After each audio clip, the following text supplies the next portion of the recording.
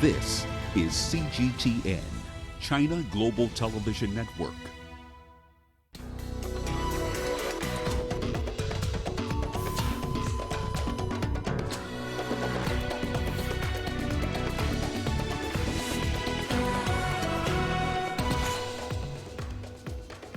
Mozambique asks EU for help in tackling insurgency. Africa's healthcare workers face tough task in fighting against COVID-19. And South Africa's tourism sector to reopen as COVID-19 restrictions end. Hello and welcome. You're watching Africa Live. We're coming to you live from Nairobi. I'm Hannah Viviers, and for your business news, here is Rama. Thank you very much, Hannah. Here's what's coming up in the course of the hour. Tunisia's central bank has cut its policy lending rate as inflation slows down. And the IMF is praising Egypt's economic interventions designed to ease the impact of the COVID-19 pandemic. We'll have the details on those stories and lots more in the course of the hour. For now, let's start with the latest in current affairs, though, with Hannah. Thank you, Rama. We'll see you in a bit.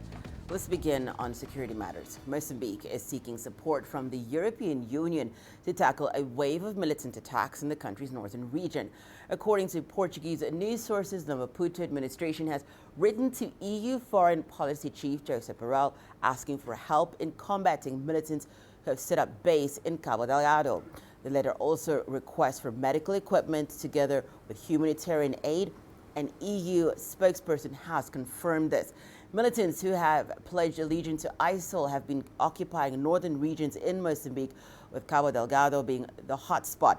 Fighting between government forces and militants has displaced thousands of locals, with some seeking refuge in neighboring Tanzania. The World Food Programme has raised concerns over a huge number of civilians who face food shortages as a result of insecurity in the region. For more on this story, I'm now joined live from Johannesburg by CGTN's Angela Coppola and Tony Waterman, who is standing by for us in Brussels. Tony, I'm going to start with you. Mozambique is asking the EU for support to tackle this growing wave of militant attacks in the country's north. What are you hearing from the EU's headquarters? Well, as you just mentioned, the EU spokesperson has confirmed that it has received this letter from the Mozambique Foreign Ministry, although it didn't expand on the details. What we know from the Mozambique government, though, is that in this letter, which was addressed to the High Representative Joseph Borrell, it was asking for assistance with training the local military and then also with humanitarian and medical assistance for the victims of this conflict. And we know that there are many, at least 1,500 people have died in the latest UN figures, pointing to at least 300,000 people who have been displaced. That EU spokesperson said that a response is being prepared and that it will be sent off in, quote, due time. But this is an issue which has been on Brussels' radar for years now. In fact, it was just last week that the European Parliament said that it was very worried about the deteriorating security situation in the Cabo Delgado province, and it adopted a resolution calling for an investigation into human rights violations.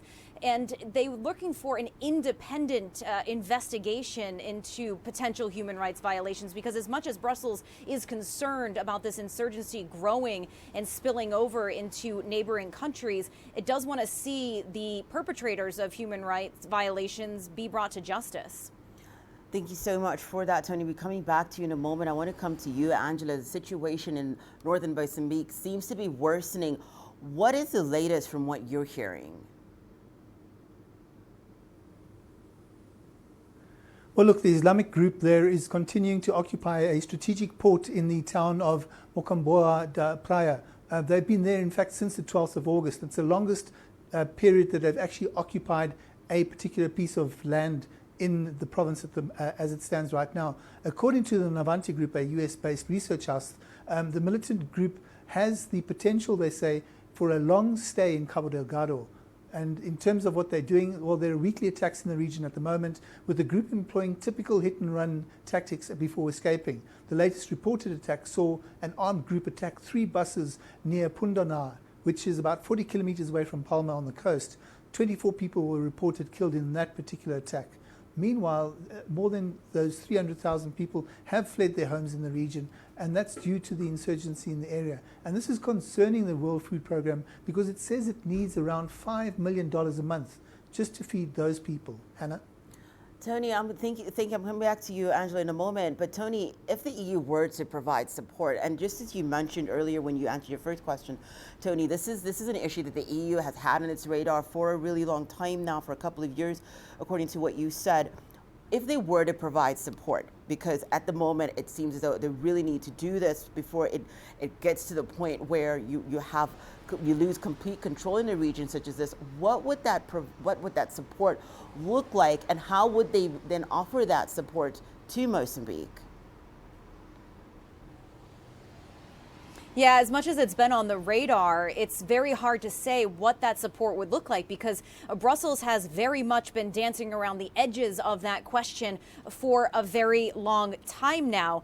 And it could be something as simple as money, but what they would ideally like to see is they would like to see the Mozambique government really take the lead, at least on the defense side of things, and take decisive action when it comes to stopping this Islamic terror that we've been seeing in the region, and to implement this peace accord, which was struck just last year. It was 6 months ago that the European Council, this is the council that's made up of all the leaders of the member states, they met and they adopted some conclusions on Mozambique, and they said that they stand ready to discuss what actions could be taken, what support that they could give, and it's committed to work with Mozambique to help to try to transform its economy into something that is much more sustainable, but it hasn't committed to anything solid. Like I said earlier, it could be something along the lines of money. We've seen this in the past, or sort of trying to broker peace negotiations or dialogue between these warring factions.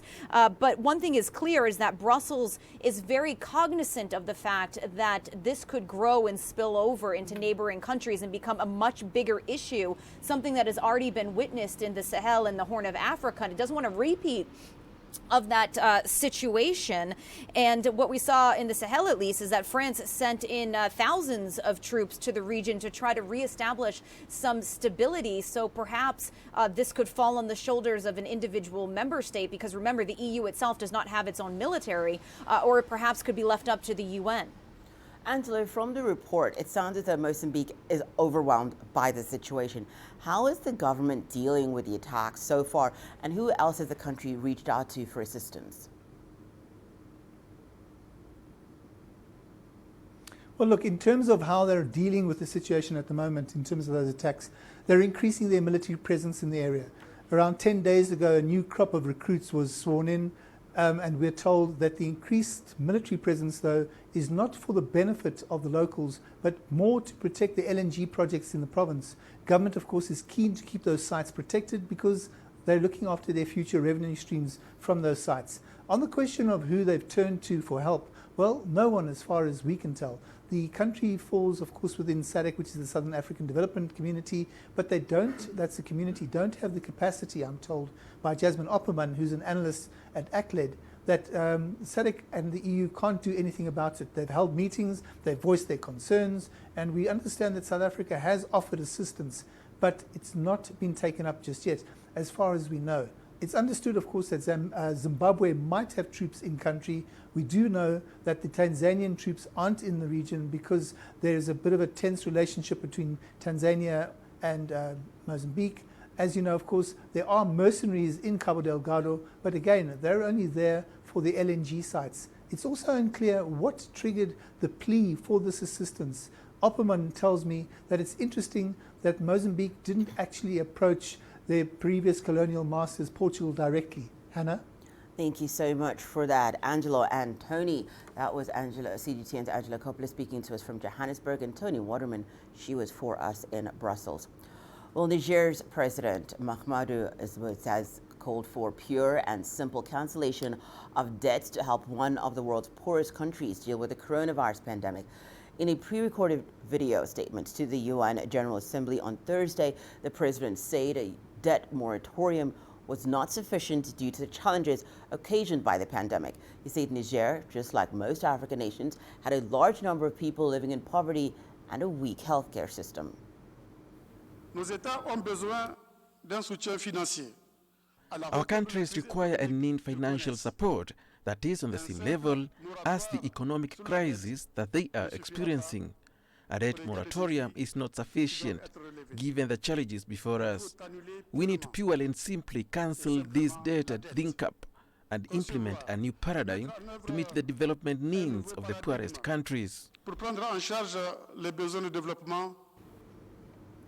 Well, Nigeria's Supreme Court recently issued a judgment abolishing an age-long custom that prohibits women from inheriting their father's property. The tradition is predominantly practiced among the Igbos in the southeastern region, but are people who back such traditions prepared to accept this verdict? CGTN's Kelechi Emekalam explores that heated subject.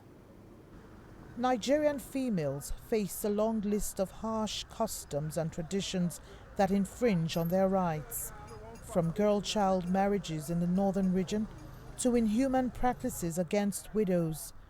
But one topic that's generated discussions is the Supreme Court's verdict voiding an age-long culture that forbids female children from inheriting landed properties and estates, a custom held highly by the Igbos, one of the major Nigerian tribes. A female child is presumed that she will be married at a point, and then all she inherits goes to the husband, a new husband, that has no right of ownership of that property.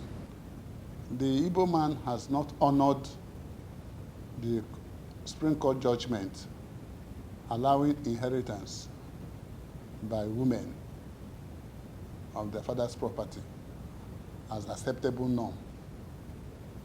However, if a family wants to go by the Supreme Court judgment, they have right to go by it.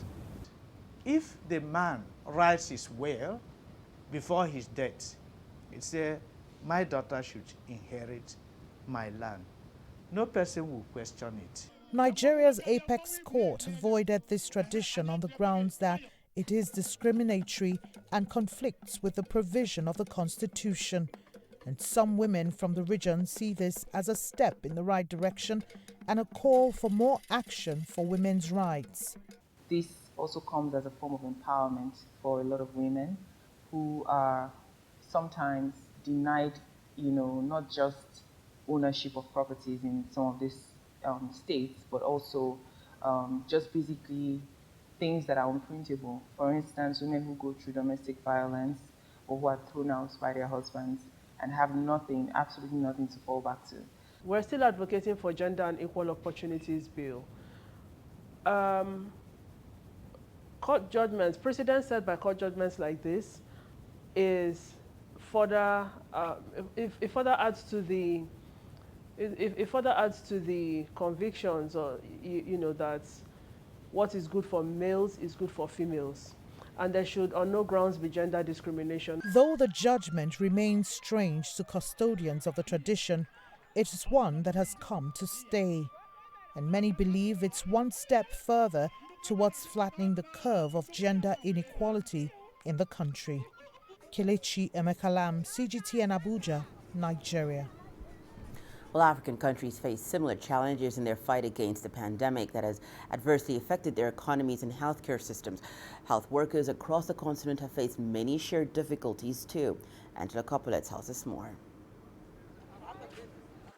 Healthcare workers in African nations have encountered tough times since the first COVID-19 cases were confirmed in their respective countries. Those conditions were made worse in the early stages of the epidemic, as there was a global shortage of personal protective equipment, which meant many healthcare workers got infected. Some governments did make efforts to augment that capacity by either recruiting other cadres of workers who could fill in those gaps, but also probably recalling semi-retired health workers to come and join the response in the different countries. Complaints highlighting those shortages were raised by healthcare workers in several countries, and they were tackled to a certain extent. I wish to thank the nation's frontline workers for raising the issue of their safety, and the safety of the environment in which they work so sharply and so consistently. I wish to thank them for their dedication to caring for our people and for the enormous sacrifices they have made. Healthcare workers became overwhelmed due to the increased workload. Governments stepped in, but there were unintended consequences. Some services were then neglected, for lack of a better word.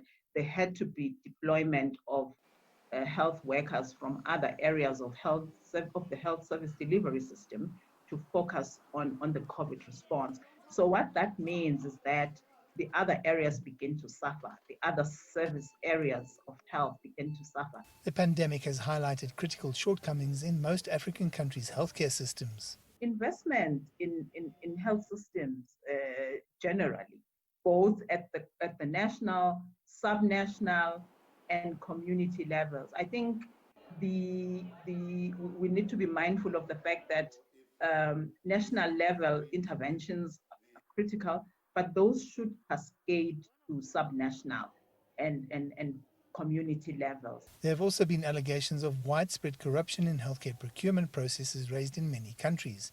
In South Africa, it's been several weeks since President Ramaphosa received the first report into hundreds of PPE supply contracts dubiously awarded, but no action has been taken yet. The lives of healthcare workers on the continent continues to be at risk, and PPE is an important and critical component of their protection. And the big elephant in the room that isn't being discussed is corruption in that space. I'm Angelo Coppola for CGTN in Johannesburg, South Africa. China says it is committed to resolving disputes peacefully with its neighbors. Chinese Foreign Minister Wang Yi spoke during a virtual meeting on Thursday with his counterparts at the Conference on Interaction and Confidence-Building Measures in Asia, or CICA. The forum is designed to promote regional security. Leaders discussed fighting the coronavirus and the need for more cooperation. We all stand for the peaceful settlement of disputes. In the face of traditional and untraditional challenges, no one can be immune from them. We should all cooperate with our neighbors and build good relations with them. We oppose the willful use of force and power interference. We stand for bringing into full play the unique wisdom of the Asian people and seeking a sustainable and correct solution through equal dialogue. China says any attempt to separate Taiwan from the mainland is doomed to fail. A week after American officials visited the island, China's Defense Ministry issued a strong warning at its monthly news conference in Beijing. The People's Liberation Army has recently carried out combat exercises over the Taiwan Strait. That's as several U.S. officials, including the Undersecretary of State, visited the island last week. And now, the Chinese Defense Ministry has responded to the visit, warning the military will always safeguard China's sovereignty and territorial integrity. Taiwan is an inseparable part of China. The recent exercises over the Taiwan Strait are aimed at foreign interference and a small number of Taiwan independence separatists. The Taiwan Democratic Progress Party authorities have constantly incited confrontation between the two sides, making provocations with Taiwan independence and endangering peace and stability over the strait. The attempt is doomed to fail, and if any separatist forces dare to separate Taiwan from China in any name or by any means, China will resolutely defeat it at all costs. On the China-US front, Mark Esper, Washington's defense secretary, has recently accused the Chinese military of revisionism and trying to counter American strength. The Chinese Defense Ministry has hit back. China firmly defends the UN Charter and upholds the rules-based international order. China's cooperation and exchange with other countries are all in accordance with basic norms. In contrast, the United States has for some time insisted on unilateralism, protectionism and power politics. It has announced its withdrawal from many international organizations, including UNESCO, the World Health Organization and the Paris Climate Accord. It owes more than $2 billion in fees to the United Nations. So it's crystal clear to the international community who is right and who is wrong. With tensions between Beijing and Washington at historic highs, the spokesperson also spoke about the future of ties. China's step towards its great rejuvenation is unstoppable. It is our consistent belief that both China and the US will gain from cooperation and lose from confrontation. Cooperation is the one and only choice for the two countries. It's hoped that the US can face reality and handle the relationship between the two militaries correctly. He says China wishes for the United States to meet it halfway, strengthen mutual understanding and manage risks and differences by working together to promote a stable bilateral military relationship. Cao Bing, CGTN. More news after the break, including South Africa's tourism sector to reopen as COVID-19 restrictions end. And Tanzania launches a program aimed at quickly solving issues affecting citizens.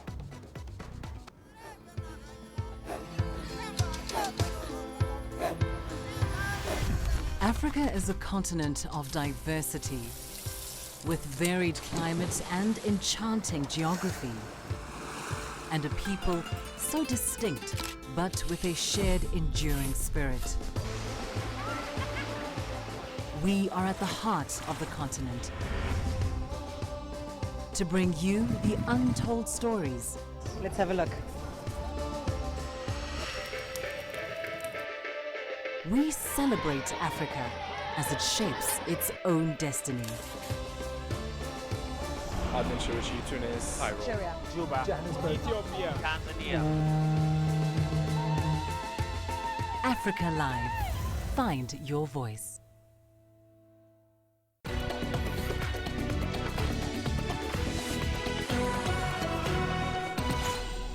Welcome back. You're watching News Making Headlines right here on Africa Live. Well, South Africa's tourism sector is gearing up to reopen after being shut down for almost 5 months. The country has been in lockdown since the end of March due to COVID-19 related restrictions. Domestic travel was permitted under lockdown level 2, with the country now on level 1. International tourism will be allowed from October.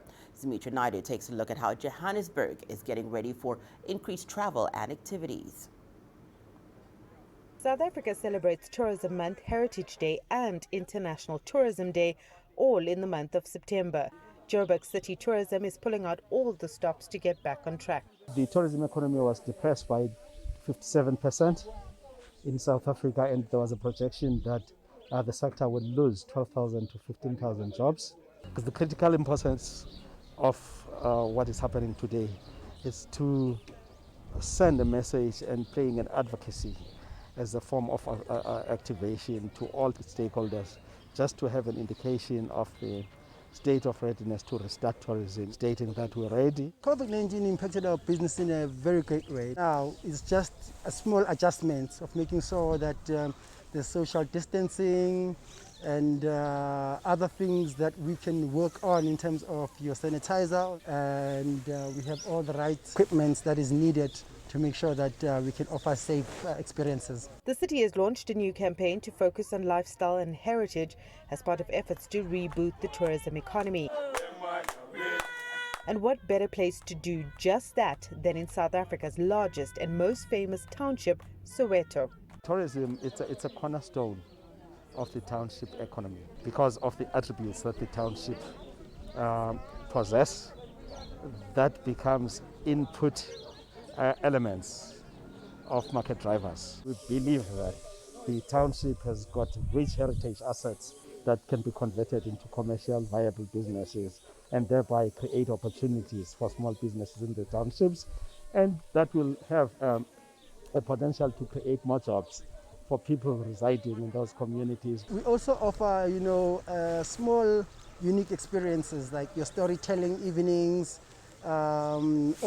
offering, cultural activities here, the traditional dance or traditional food festivals, or also offering spaces for events for young entrepreneurs around the community to come and showcase their talents and wares. The tourism industry is now anxiously awaiting on the government to release a list of countries that will be allowed to travel to South Africa from next month. In the meantime, all stakeholders are readying themselves for what they hope will be a flood of international travelers. Sumitra Naidu, CGTN, Johannesburg, South Africa. Let's cross over to Tanzania, where the government has started a special program which aims to solve issues affecting residents without consuming time. The 14 days program, which is taking place in Dar es Salaam, targets to serve thousands of citizens with various needs by putting together public and private institutions to one center to simplify the provision of services to the public. Noel Makugu reports. The One-Stop Jawabu program is an initiative created by the Tanzanian government which aims to solve residents' issues without consuming a lot of time. One-Stop Jawabu aims at striving to keep serving Tanzanians. As President John Magufuli's assistants, we are required to keep implementing directives from him. The president always insists that his appointees should go into the fields to serve citizens, and that is what we will keep doing. Over 30 government institutions have been launched on the program. These include the Revenue Authority, Health Insurance Funds, National Identification Authority and Social Security Funds, among other services. The program has proved to be successful as many citizens have responded to it. We have served more than 100,000 people in our database. As I speak now, we have served more than 10,000 people between yesterday and today, which is a great number. Through the program, Tanzanian citizens have been able to interact with government officials who have helped solve their problems within just a few hours. Considering how offices have been put together, they have simplified services. It is different from regular systems where after you finish your concern in one office, you take a bus to another office. Things have now been simplified. We thank them a lot for this program. It helped us a lot. I think it should be introduced in rural areas. The Tanzanian government now plans to come up with more programs of this kind in the near future to help bridge the gap between the government and its citizens. Noel Makugu, CGTN. A new migration policy has divided countries in the European Union. On Thursday, EU lawmakers debated a proposal for managing incoming asylum seekers. The new plan requires all member states to host a share of the refugees in exchange for EU funding. It also aims to increase the deportation of illegal immigrants and requires new arrivals undergo health and security screening. However, 4 member countries with little experience of absorbing immigrants are against the plan, insisting that the focus should be on stopping migration. The EU hopes to vote on the new policy before the end of the year. The UK has launched a COVID-19 tracing app 4 months later than expected. Officials blame the delays on problems with the initial design and additional features. People in England and Wales are being urged to download the app, which instructs users to self-isolate for 14 days if cases are detected nearby. Coronavirus infections have surged in Britain this month, prompting a tightening of restrictions. The UK has 400,000 cases and over 41,000 deaths. Well, anger across the United States after a grand jury ruled that none of the 3 white officers involved in the killing of Breonna Taylor would be directly charged for her death. One officer was indicted on charges of endangerment. A statewide 72-hour curfew is currently in place in Louisville, Kentucky. 2 officers were shot as protests erupted. Authorities say they're both in stable condition. It's been over 6 months since the 26-year-old black woman was killed during a police raid at her apartment over drug trafficking investigation. Taylor's death became a symbol during months of daily protests against racial injustice and police brutality in cities across the United States. Well, those are some of the stories that are making headlines this hour. Let's now take a look at what's happening in the world of business. What's Rama? Thank you very much, Hannah. Here's what's coming up in business. Tunisia's central bank cuts policy lending rate as inflation slows down. And the IMF is full of praise for Egypt's economic interventions designed to ease the impact of the COVID-19 pandemic.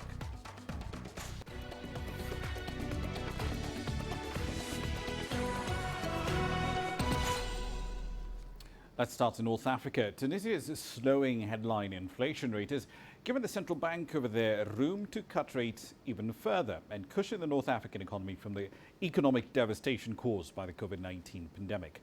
Tunisia's headline inflation slowed down to 5.4% in the month of August from 5.7% the month before and 5.8% in the month of June. From Tunis, here's CGTN's Adnan Chouachi. Hassan Nefa is a vegetable trader at the capital central market of Tunis. This 60-year-old merchant says the fall in inflation is noticeable in the past few months. Lower food prices are significant for Tunisian consumers, whose purchasing power has been impacted by the coronavirus outbreak. Most products are affordable in this period. The inflation edged down in recent months, but consumption remains low. People are worried about the second wave of the pandemic and its impact on prices. The National Institute of Statistics explains that the slight decline in inflation is due to many factors, including a slowdown in the rate of food price increases. The second factor is the decrease in the price of hydrocarbons. It happened on 5 different occasions since the outbreak of the pandemic this year. Consequently, the cost of transport dropped and the price of food and alcoholic beverages also went down. A few weeks after the outbreak of the pandemic in March, the Executive Board of the Central Bank of Tunisia, BCT, cut the key interest rate of the central bank by 100 basis points to 6.75%. The bank's governor noted that it will support Tunisian businesses to help them recover quickly from the pandemic-induced crisis. The central bank, as well as banking and financial sectors in general, are responsible for supporting the state's effort in cushioning businesses. The central bank is considering delaying loan repayments and cutting interest rates. We are trying to help people and businesses by providing liquidity and increasing the purchasing power. The Executive Board of the Central Bank of Tunisia has expressed its intention to closely monitor this exceptional situation in the country, characterized by a lack of visibility as to the expected impact of the second wave of coronavirus. Adnan Chouachi, CGTN, Tunis. Elsewhere, the International Monetary Fund has praised Egypt's economic response to the COVID-19 pandemic after it adopted a $6.3 billion economic stimulus package and it slashed lending rates by 300 basis points, not including an interest rate payment holiday, in order to cushion businesses and individuals alike. The Washington-based lender recently approved a $5.2 billion package to add on to the $2.8 billion rapid credit facility released in May to Cairo, and minimizing the damage caused by the pandemic on the North African economy. Here's CGTN's Yasser Kim with the details. Egypt was the first African nation to be hit by the coronavirus pandemic early this year, but it quickly took action to limit damages to its economy and curb the spread of infections. Cairo applied a partial lockdown and suspended local and international flights in mid-March. Officials then worked on 3 fronts to confront the pandemic: sustaining the economy, upgrading health services, and protecting the citizens from the effects of the COVID-19. Keeping the economy rolling was the main goal. The government and central bank worked in tandem to face this crisis. The government quickly reduced energy prices for factories, offered tax exemptions to producers, and allocated monthly salaries to laborers who lost their jobs, while the central bank cut internet rates by 3% in March to encourage investors to remain in Egypt. Although daily COVID-19 cases reached a peak of over 1,000 infections, the government only imposed a partial lockdown, leaving some businesses to operate and avoid a shutdown of the economy. Meanwhile, vital sectors like tourism, industries, and real estate were handed a lifeline.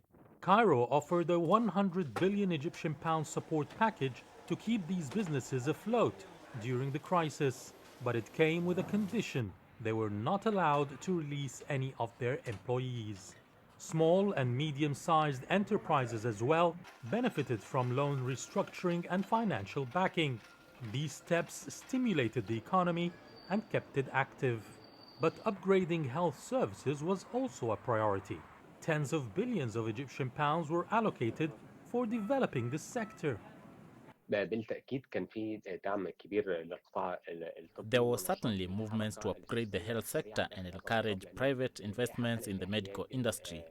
Plants started producing masks, gloves and sanitizers. Medical companies supplied the necessary drugs and medical equipment to the market without any shortages. The government revamped old hospitals to be suitable for COVID-19 patients. New hospitals were also constructed while others merged to serve the increasing number of patients.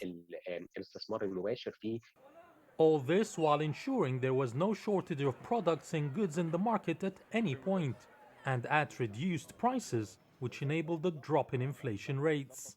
Egypt's strategy and quick response has been praised by the International Monetary Fund. And now with COVID-19 cases plummeting, international credit agencies say the North African nation is one of a few countries that will see a rebound, with economic growth likely to exceed 3 to 4% in 2020, despite the onset of the pandemic. Yasser Hakim for CGTN, Cairo. Right then, from North Africa to Southern Africa now, Zimbabwe to be specific, where long-distance bus companies are getting ready for a long-awaited return to business after the government over there lifted a ban on intercity travel that had been in place since March. Movement has been allowed under some fairly strict health guidelines following the reopening of examination classes in schools and the resumption of domestic tourism. However, operators of these long-distance buses need to re-register and to have their vehicles inspected once again. With the details from Harare, here's CGTN's Farai Mwakutuya. The deserted Mbare Musika terminal might soon be back to its bustling self again with the resumption of long-distance travel that will allow a return to income for operators and social reconnection for grounded passengers. You can imagine a close relative falling sick and not being able to go and see them. I have personally lost some relatives whose burials I could not attend. At least now I can travel and pay my condolences. With over 10,000 direct jobs and many more in downstream industries hanging in the balance, the umbrella body of operators has taken the initiative to make the bus park compliant with COVID-19 prevention guidelines. We are erecting a perimeter fence, a palisaded security fence to try and create some security, to try and have a controlled entrance and a controlled exit, whereby buses will be disinfected on the entrance. The bus crews will be screened on the entrance by the authorities. 2 boreholes will be sunk to ensure there's adequate water supply. Some of the changes will address other long-standing concerns. The fence will reduce crime because thieves are stealing people's luggage and easily getting away. It will also make sure that we are boarding buses that have been vetted. That is crucially important in view of the pent-up desire to travel. In the past, undesignated pickup points have mushroomed as some operators try to avoid fees at the official termini. Because there's very little or no enforcement of safety guidelines, this popular stop for travelers to Zimbabwe's second city, Bulawayo, poses a health risk, but it also threatens the financial recovery of compliant operators. We have engaged the government on that issue. We are going to enforce. The government is going to enforce all those who want to use those open places, illegal pickup points. The government has assured us that they will make sure that there is no one who is going to use those facilities. Long-distance operators are required to register with the Ministry of Transport and have their buses passed as roadworthy before they can start ferrying passengers again. Farai Mwakutuya, CGTN, Harare, Zimbabwe. Well, our story for you in this segment. This one from the auto sector. Tesla, Ford, Mercedes-Benz. They usually don't have a lot in common, but in this particular case, they do, because they've all collectively sued the US government over tariffs levied on Chinese goods. Now, the car makers are looking to be repaid all the money they've spent on customs duties with interest. In its filing, Tesla called the tariffs arbitrary, and that's in a lawsuit filed in New York. Mercedes-Benz, on its part, accused Washington of prosecuting an unprecedented trade war impacting over $500 billion worth of imports from China.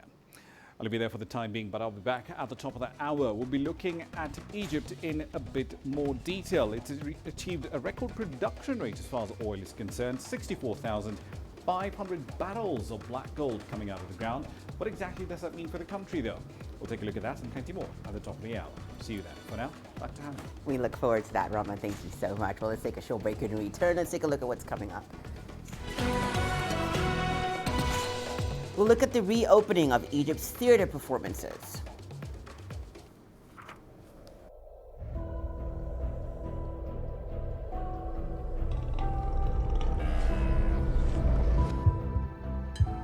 This has taken me completely out of my depth, but at the same time it's exciting. It's new, it's different, it's a challenge. It's really exciting.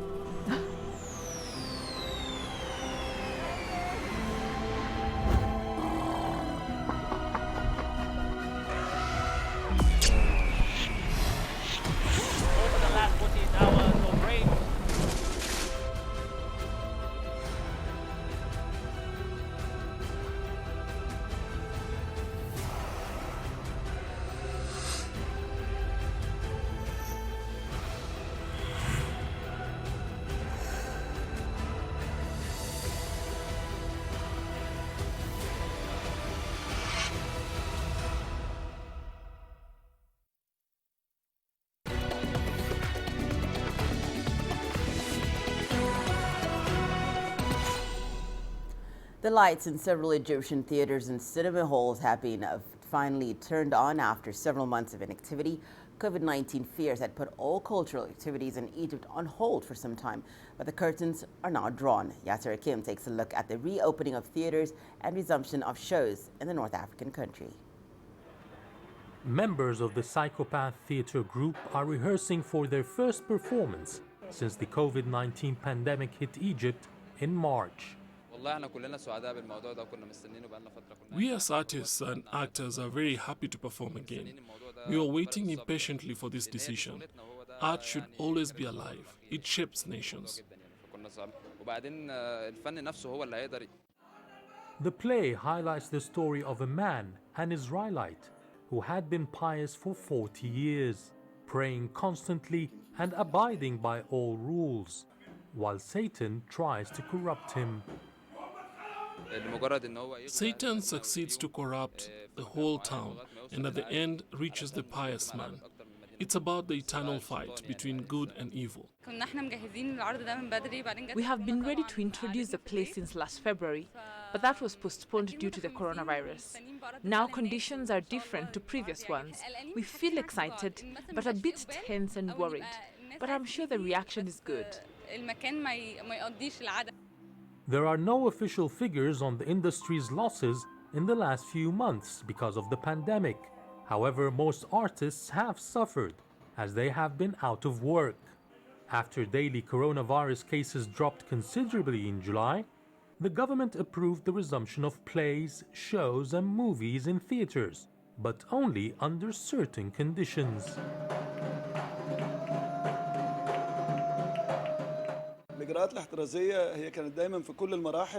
The conditions set by the government require a 25% attendance limit in closed halls and 50% in open areas. Everyone going inside should wear a mask, and we provide sanitizers continuously to our visitors and employees. We wanted to stop using some chairs to ensure social distancing, so we decided to put pictures of our famous movie stars over the last half-century, the golden age of cinema, in the empty chairs. It received a lot of praise from the media and the public. The demand for the shows is increasing, though within the 25% or 50% limit attendance. People are now more relaxed concerning coronavirus and are going out more and attending events with health measures in place. And the audience seem to enjoy every bit of their time here. It's the first show I've attended since the virus outbreak. It was the first time for me to go out of the house. It was a very good experience. I enjoyed the play a lot.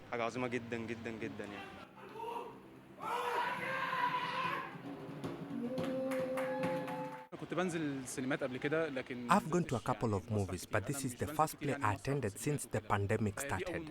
The play was really good, and I'm also happy with the health measures I see here. Egypt is known as the cultural hub of the Arab world. The lack of creative activities in Egypt because of COVID-19 related restrictions has left a void across the region. Reopening theaters and cinemas and allowing musical events and shows has infused a charge of positive energy into the community after months of lockdown. Yasser Hakim for CGTN, Cairo. Let's turn to Kenya, where a once-in-a-decade cultural ceremony has just taken place. Asatal has more on how the Maasai community gathered for an important rite of passage. 15,000 Maasai warriors, known as Morans, have gathered in Kenya's Kajiado County for an important ceremony. Once every 10 years, Morans get a chance to become Maasai elders. The ceremony is very much important to me and my community because now my boys are graduating from stage one of being Waran. Now they are coming to graduate to be Wazeis. With their wives in tow, these men look forward to making the transition to the next part of their lives. For the feast, the men brought an estimated 3,000 bulls, as well as 30,000 goats and sheep. The men came from both Kenya and neighboring Tanzania. I'm happy on their behalf, and this cow that we have slaughtered today for this ceremony is to unify the group. The initial 5-day ceremony was set to take place in March. The COVID-19 pandemic forced participants to postpone the ceremony. Astatal, CGTN. It's sport news after the break, including ex-navigator George Mwangi recounts Safari Rally's magical days as the event returns to WRC next year.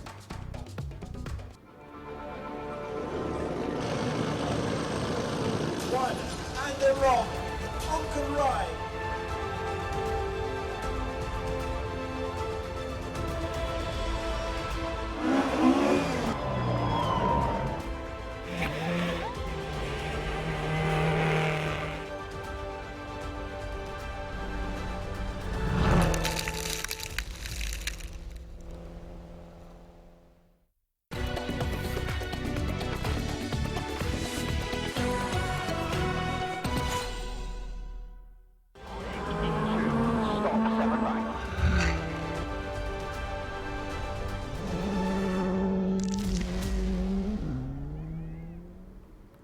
Well, the last time the Safari Rally was a part of the World Rally Championship, Kenya's George Mwangi was a navigator. After almost 2 decades of absence from the WRC, the rally returns to find him a Kenya Motorsports Federation official.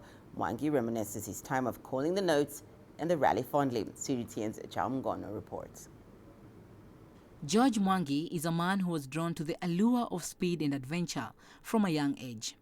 Having a father who loved motorsport set him on a path to becoming a rally driver. I started rally in 1992, but I started with the training rallies, you know, the elementary class, so to speak. And 1994 is when I did my first safari. Rallying, I took it from my dad. He's a former rally driver. He used to do the then East African Safari Rally. And even after he retired, you know, Easter was synonymous with the safari. So even after he retired, we'd go around the route watching the cars. So the bug was in me. A Kenyan, Ian Duncan, won the safari in 1994 when Mwangi made his debut. It was a long-awaited victory after foreign drivers dominated the event for almost 2 decades. They were excited. You know that when foreign drivers come and beat us on our home ground, and these are routes that we rally around all around the year, I mean, it's not a good feeling. So we are happy when one of our own wins. The Duncan victory sparked belief among the local drivers, and Mwangi would then later on navigate Azar Anwar to win the 2006 Safari Rally. In the process, becoming the first indigenous Kenyan and African to win the event. You know, the late Riaz Kulji then was in top form. He was dominating the events, yeah? So as I was, no, George, the competition is too fierce, but I had this feeling in me. And when we won, I reminded him, I told him, as I remember what I told you, he couldn't believe it. He told me, George, what is this? Did you have a vision or something? And even for me, it took time to sink in, you know, because I was like, it was my first win, you know, in a major event. Then it's a safari, history in the history books. It was unreal, you know. You try to pinch yourself and, you know, to confirm whether you're dreaming or not. Yeah, but one of those feelings, you know, you never forget.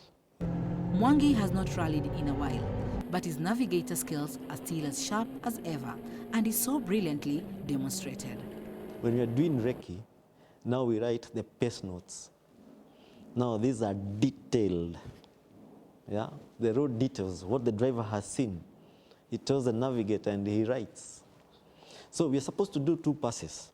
So the first one, the driver is calling the notes, you know, what he can see, as per the tulips. You know, I'm guiding him, hey, here we are turning left, yeah. But so we go into the details, we do the pace notes. Now the second loop, we drive a bit faster, but now me as a co-driver, I'm calling back the notes what the driver told me. We are confirming the notes. And there are places we'll be, hey, that was a medium, right? No, I don't think it's a medium. I think we need to change that to a fast. Or maybe no, it needs to be a slow corner. So we amend. So by the end of recce, now we are certain that our notes are okay. Come now on Saturday, the day of the event, when I'm calling, the driver knows this is what we wrote. The last time the Safari Rally was in the WRC calendar, George was navigating. Now upon its return, he is part of the Kenya Motorsport Federation officials who fought hard to get the event reinstated. I would say I give credit to our CEO, Mr. Phineas Kimathi. He's really gone around the world, you know, talking to the teams, the FIA officials, WRC officials, you know, telling them, yes, give us a chance, we can do it. We are running one of the top events in Africa, you know, in the ARC. Safari was among the best. And when they came to observe in 2018, they were impressed. Because, you know, we knew what we had to do and we know our shortcomings, what made us, you know, get kicked out. More so about safety. Safari Rally's return to the WRC is just a reward for people like Mwangi, who played a part in its rich legacy on and off the tough course. Chamgono, CGTN.